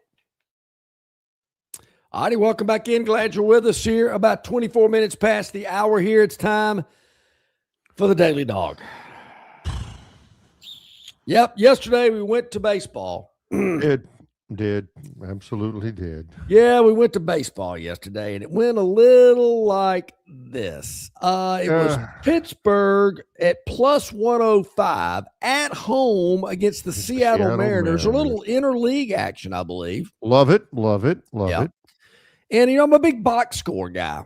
And Pittsburgh at home.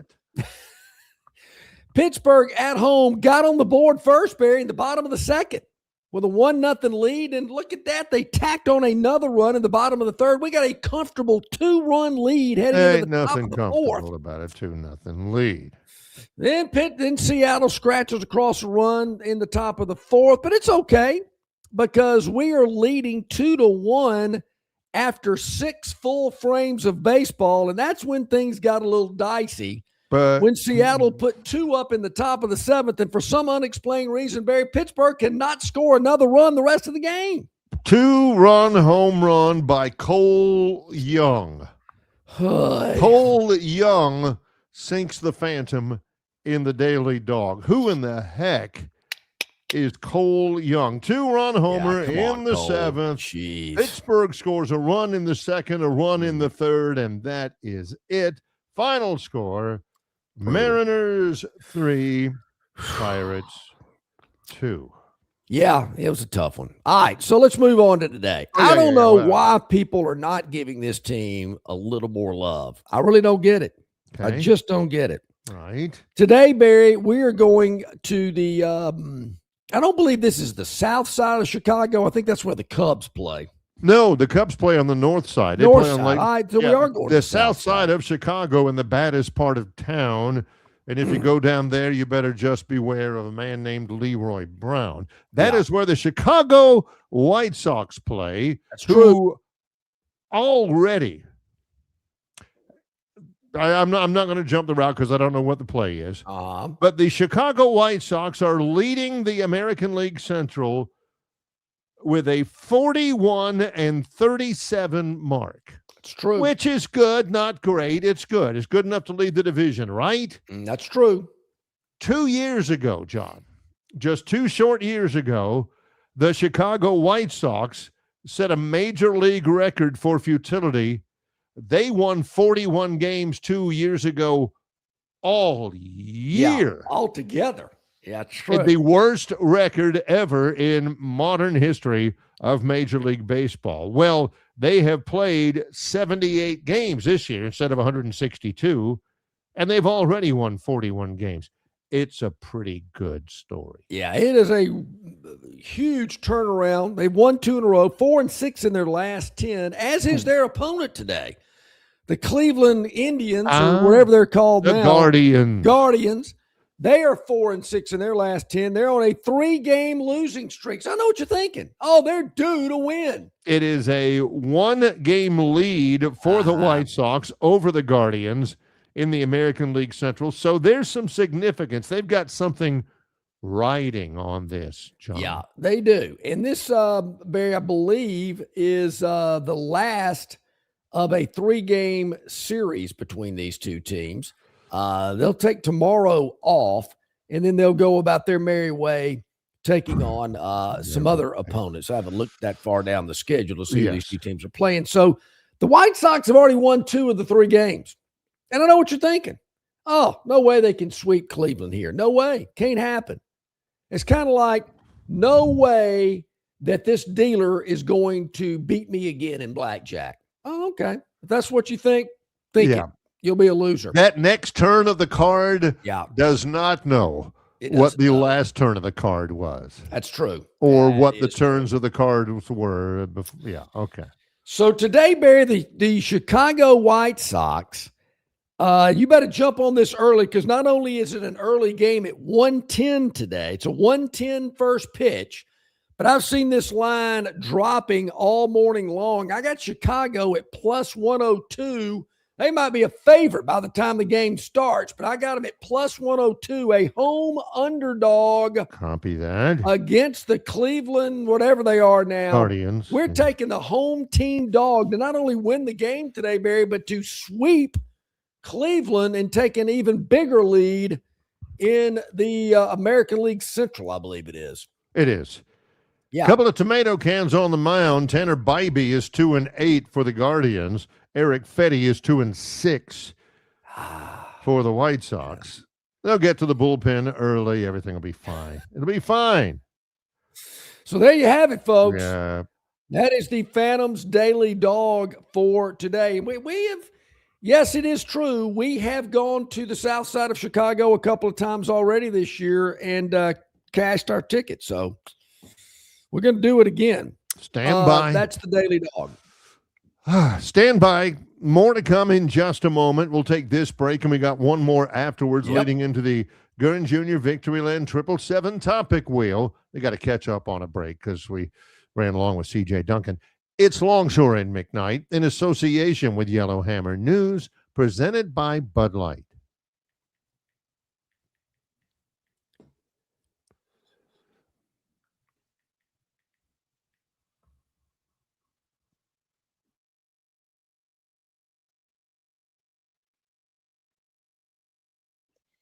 Phoenix Physical Therapy is ready to help patients recover, recharge, and rise. They develop a customized therapy plan for each patient to get them back to enjoying their favorite activities. Their experienced team is committed to providing exceptional care in a professional environment. Whether you're looking to prevent or treat an injury, recover from a recent illness, or recuperate from surgery, schedule an appointment with our clinic and take advantage of our physical therapy, athletic training, workers' comp, and employer solutions service. Experience elevated physical therapy today. Call Phoenix Physical Therapy at 239-9316. That's 239-9316. Hey, you want your property looking its very best this spring and summer, and River Region Straw has premium long needle pine straw to make that property pop. You're not buying sticks, stems, or pine cones. You're buying premium long needle pine straw from River Region Straw. Kenny and his staff have access to the best pine straw in the region, full of color that will last all season long. And now River Region Straw has a fourth location in Chelsea on Highway 280 to go along with their locations here in Montgomery, Prattville, and Auburn. No order is too big or too small, from a few bales to an 18-wheeler trailer load. To get your River Region Straw, drop by any of their 4 locations or give Kenny a call or text today. 669-5959. That's 669-5959. And have the best looking property this spring and summer with straw from River Region Straw.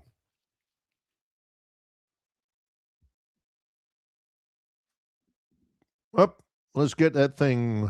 Glad you're with us here. Back here with Longshore and McKnight on this Wednesday. A lot going on here today. Hit the like button, hit the subscribe button. We really appreciate that today. There was what was that other thing? Oh, yeah. Yeah, this is, I kind of hinted at this a moment ago. Ooh, yeah. Should I get into this? You know, when I predicted 8-4 for Alabama, caught a little flack about it. And I ran over several reasons why. One of them was lack of a running game. And I know it is. Look, I know this middle of summer, late June, talking season. I get it. ESPN.com had an article ranking the top running backs in college football for 2026. Oh, okay. Number 1, Kejuan Lacey at Ole Miss.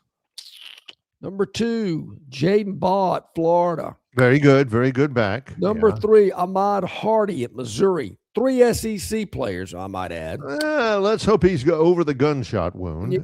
Mark Fletcher Jr. at Miami. Very good. Okay. Isaac Brown at Louisville. Hollywood Smothers, Texas. Was he not in Tuscaloosa for like 3 hours? He was in Tuscaloosa almost as long as John Houston was in Auburn. Yeah. Raleek Brown at Texas. Texas with back-to-back running backs in the top 10. Justice Haynes at Georgia Tech. Doesn't that name ring a bell, Barry? Where have I heard that name before? Justice Haynes. He used to be a student at the University of Alabama. Oh, yeah, I thought so. So then we scroll down. We got Oklahoma State, Duke. Duke has a top running back and Alabama does not. That happens every once in a while. You know, Duke has a good running back and we don't.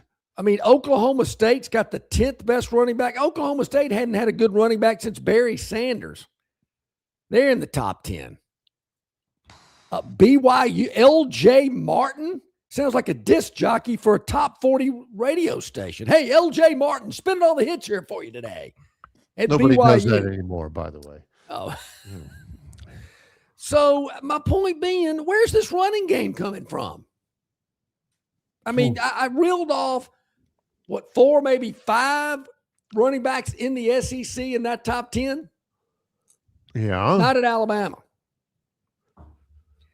Am I getting overly worried and concerned and frustrated and, not that any of those things are part of my feelings toward this. I'm just trying to explain myself as well as I can. Figure it all out. And I said this last year, Barry. A little bit of a low blow about Duke and Oklahoma State, but okay, Just trying to strengthen my point. How do they have good running backs? Yeah. And Alabama doesn't. I don't get it. And I don't want to have to say this again, Barry. Let's say after week 3 or 4, with a statement I made last year. Alabama has had a dominant running back every season, at least one, since Johnny Musso was wearing number 22 as the Italian stallion for Coach Bryant. They didn't have one last year. And don't tell me E.J. Crowell is going to be the guy this year. We're not even sure if he's healthy. It's anarchy out there. I don't see it. I mean, I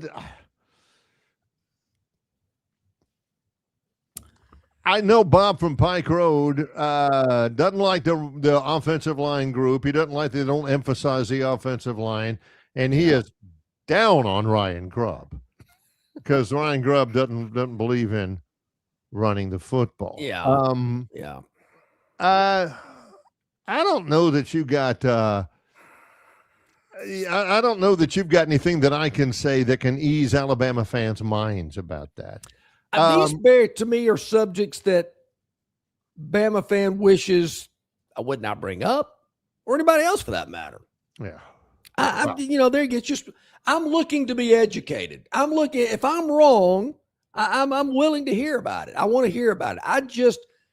As I said Monday, from what I've seen in 2 seasons, should I be feeling any differently? Should I be going, yippee, whoa, by 12-0, man, they're going to be unbelievable.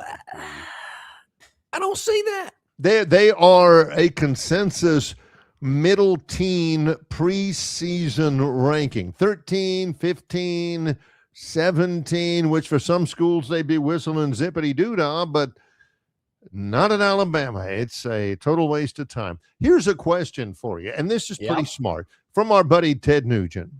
Okay. He says, are you sticking around for the ambush tour in Tampa too, John?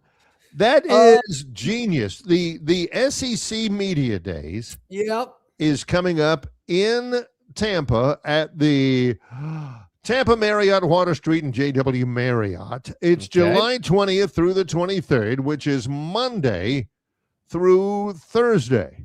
Correct. Now, you all know there ain't no way on God's green earth John is staying for 4 days at this deal. We are going to be there broadcasting live. Auburn shows up on Tuesday, the 21st. Alabama shows up on Wednesday, the 22nd. That's correct. Yeah. Now, the On to Victory NIL thing, partnership between On to Victory events, the Auburn Alumni Association, and Auburn Athletics, has been going on the annual Ambush Tour. Yep. Bringing Auburn coaches and staff directly to fans and alumni across the Southeast. The tour provides a unique opportunity for a social meet and greet while also helping raise scholarship funds for future generations of Auburn students. It's been going on since late April when they had it in Dallas. True. 2 on April the 28th in Houston at lunch and Montgomery at dinner.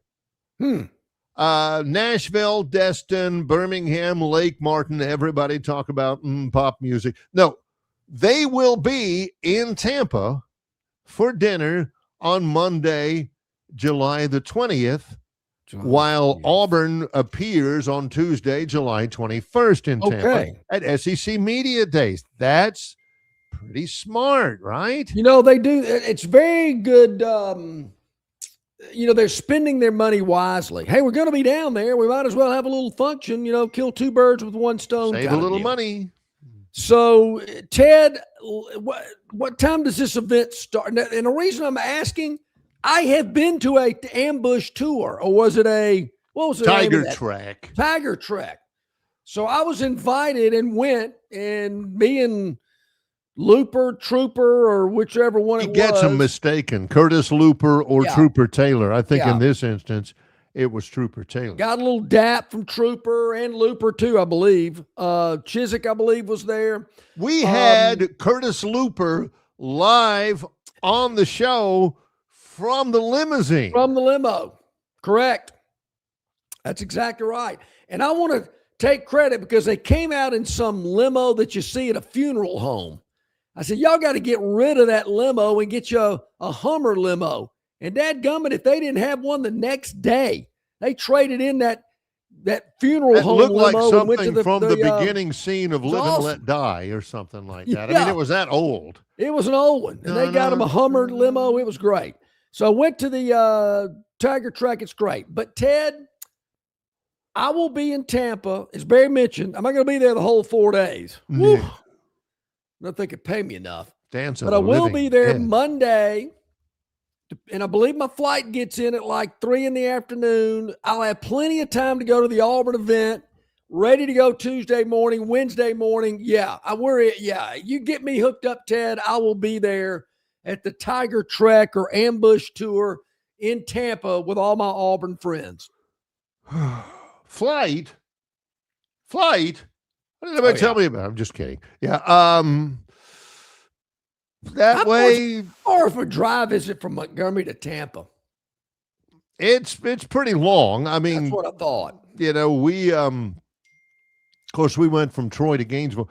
It's I've made that trip before. I've been to Tampa a jillion times. Used to live across the state there, a couple of different places. I'm interested in that. I am all about it being in Tampa. That's a good thing. Well, let's take a break, and that'll be our final break of our live show. Coming up in just a minute, it's our Gurn Jr. Victoryland 777 Topic Wheel. It's Longshore and McKnight in association with Yellowhammer News, presented by Bud Light. This summer, Dixie Electric Plumbing and Air is on a Jurassic hunt for the oldest HVAC systems and water heaters in town. If your system is a fossil, now's your chance. Replace it between June 1st and July 31st, and you could win big. We're giving $2,500 back for the oldest HVAC systems and $1,000 back for the oldest water heater. Even if you don't win, you still score major savings on your new HVAC system, water heater, generator, and or garage door. Don't let your systems go extinct. Call Dixie and it's done. The following is a message from the Bud Light Party. July 4th is the most demanding holiday of the year. Justine just wants a half. Alex needs a hot dog without a bun. And Rose says her homemade veggie burgers taste just like the real thing. So this July 4th, stock up on a sure thing. Bud Light. It's a 4th of July fixture everyone can agree to agree on. This message approved by the Bud Light Party. Raise one to right now. Enjoy responsibly. Bud Light Beer, AB, St. Louis, Missouri.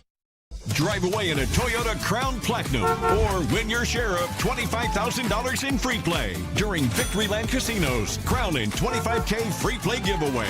The more you visit, the more chances you have to win. Visit our Players Club and check out this month's exciting free play promotions. You'll have more fun at Victoryland Casino, where you can be a winner too.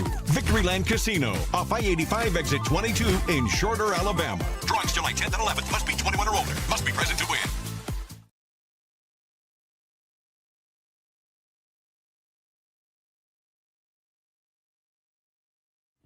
Okay, back at it here on this Wednesday. Before we get to the topic real quick, I did want to bring this up as the wheel is warming up in the green room.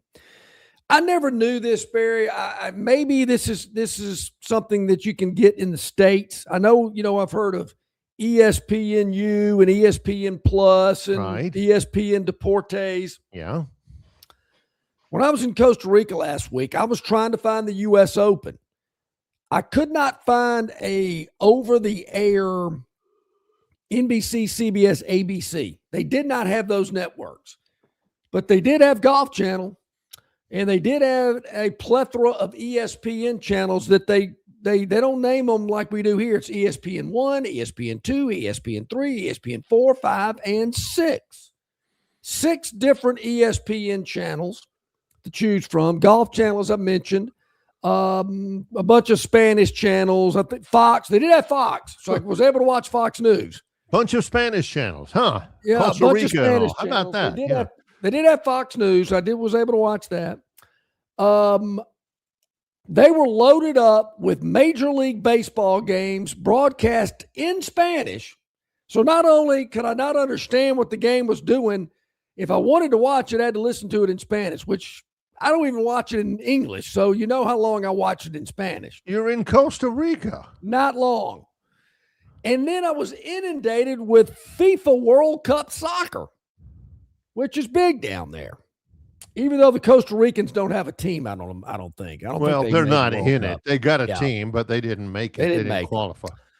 No college football, no basketball. It was World Cup in Spanish and baseball, which I come to find out those are the 2 most popular sports down there.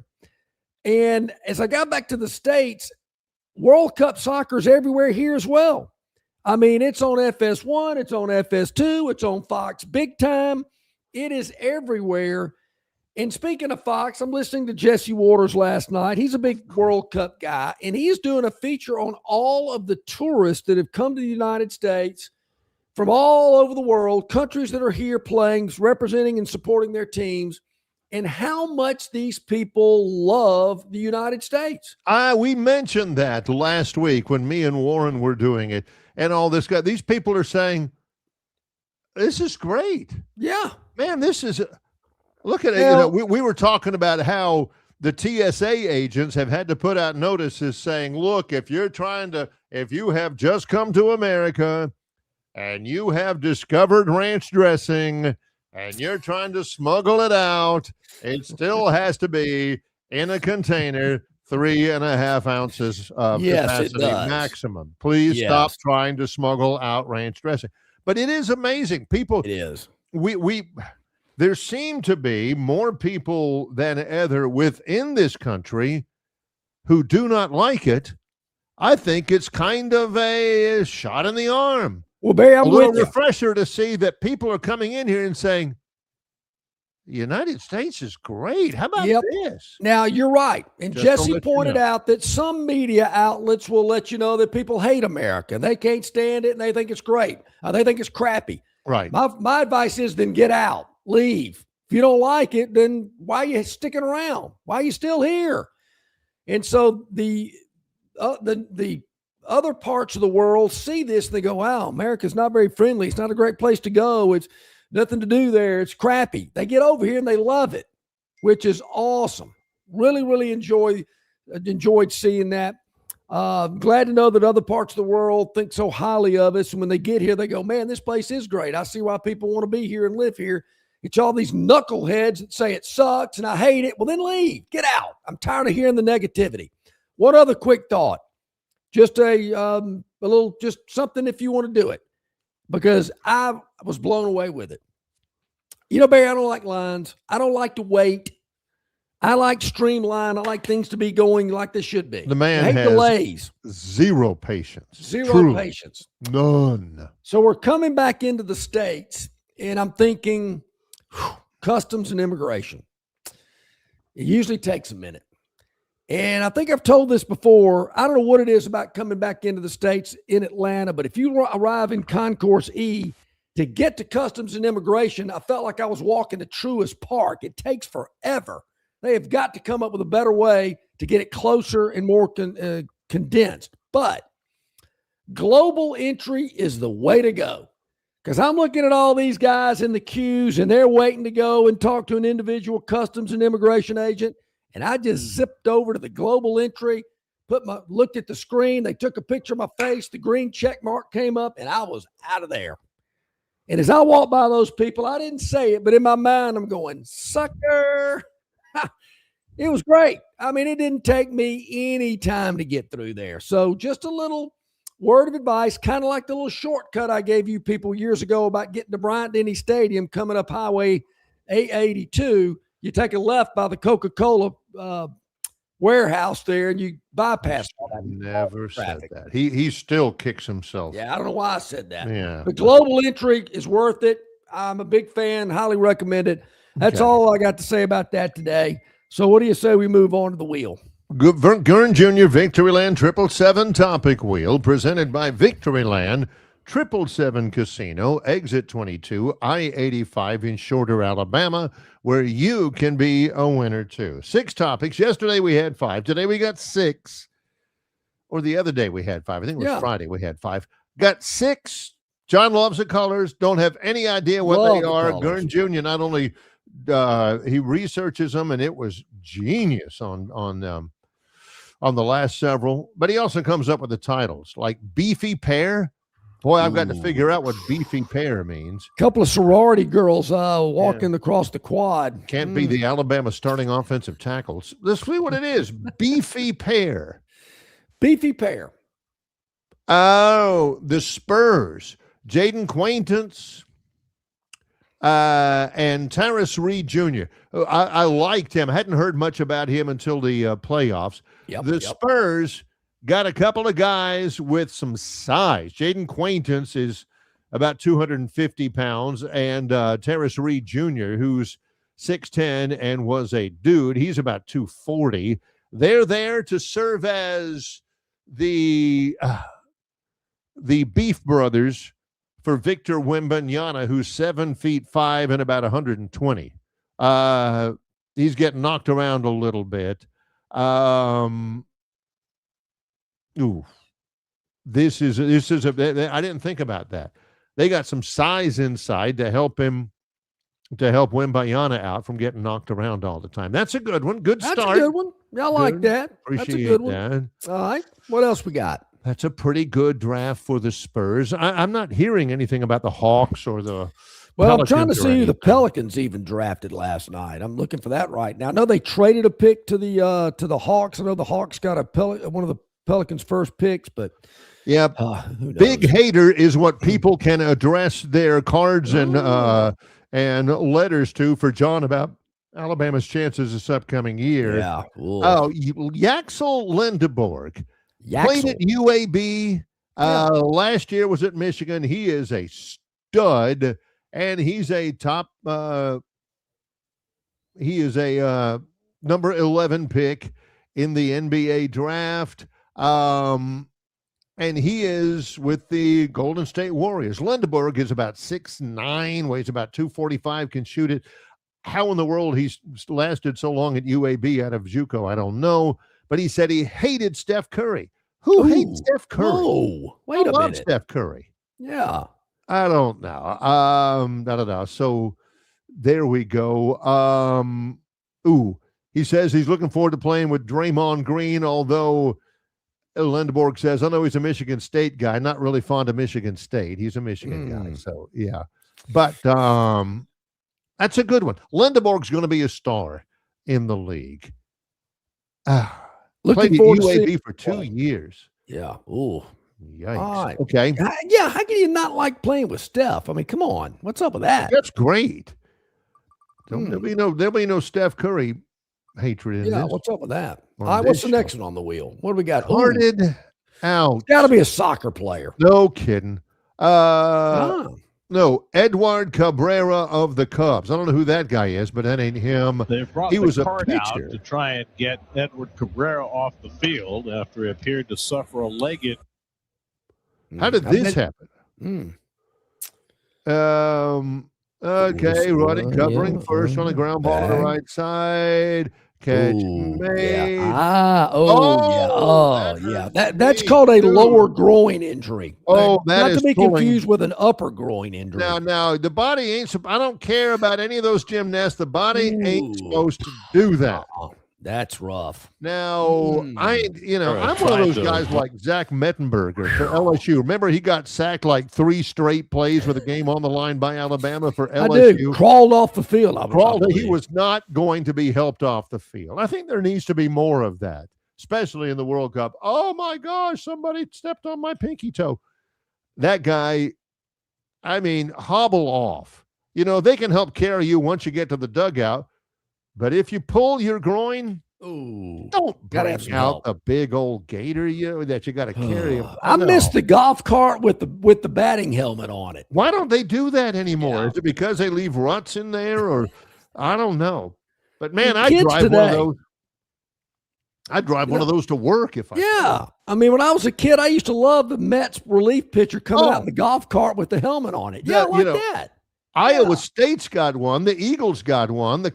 These are golf carts. You can buy these actually, but Iowa State. If Iowa State's got it, you know what I bet? Since we're bringing it, I bet Iowa State's got a running back on their team rated higher than any Alabama running back. Iowa State.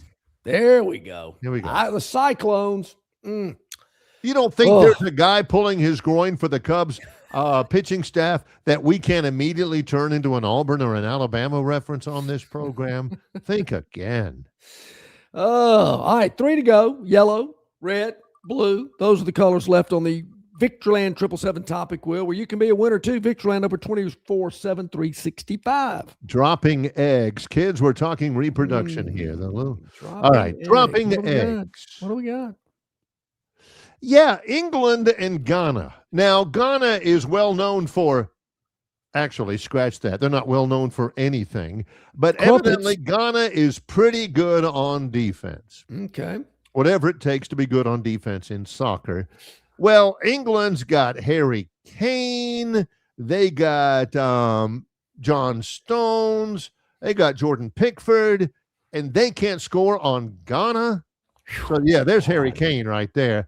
I don't know how they're expecting to have any excitement about the England side in the World Cup if they can't even put anything into the goal against Ghana. Yeah, I'm with you. The only thing I know about Ghana is that former child movie star Shirley Temple was once the United States ambassador to Ghana. I did not know that. I don't know how I know that, but it's true. Look it up. How in the world did that happen?